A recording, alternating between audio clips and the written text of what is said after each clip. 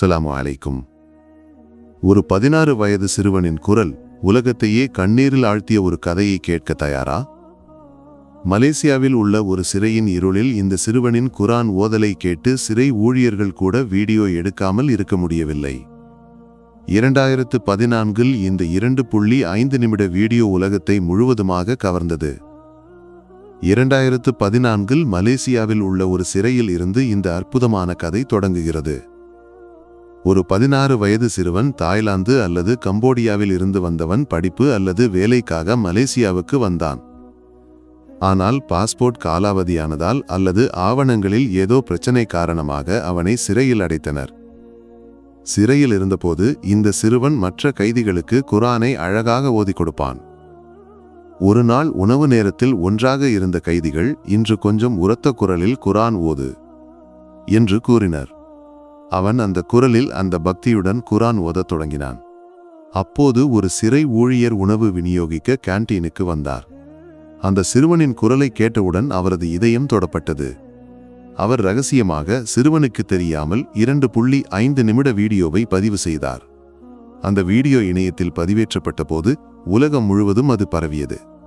அந்த குரலை கேட்டவர்கள் மீண்டும் மீண்டும் கேட்கத் தொடங்கினர். ஒவ்வொருவரும் அந்த சிறுவனை பாராட்டினர், பிரார்த்தனை செய்தனர். அந்த வீடியோவின் ஆற்றல் அவ்வளவு பெரிது.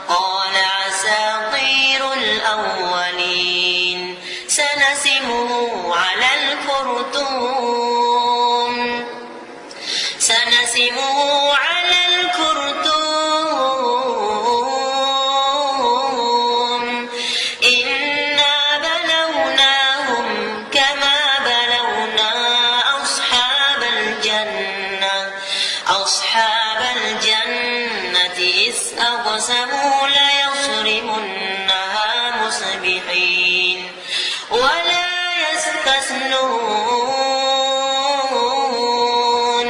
فطاف عليها طائف من ربك وهم نائمون فأصبحت كالصريم فتنادوا مصبحين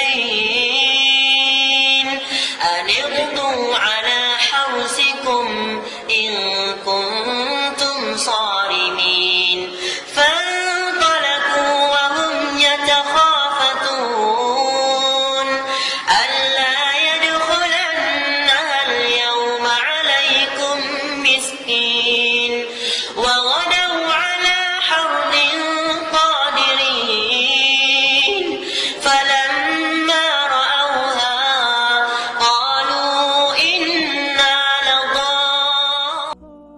நண்பர்களே, அந்த வீடியோவை பார்த்துவிட்டு அந்த குரலை கேட்டுவிட்டு உங்கள் இதயம் என்ன சொல்கிறது?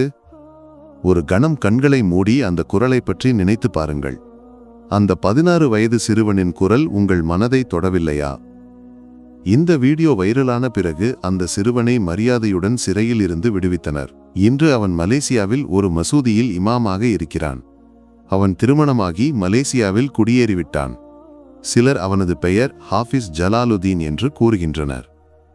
மற்றவர்கள் அவன் உஸ்தாத் நாஃபிஸ் கம்போடியாவில் இருந்து வந்தவன் என்று கூறுகின்றனர். ஆனால் பெயர் எதுவாக இருந்தாலும் அந்த குரல் உலகத்தின் இதயத்தில் இடம் பிடித்துவிட்டது.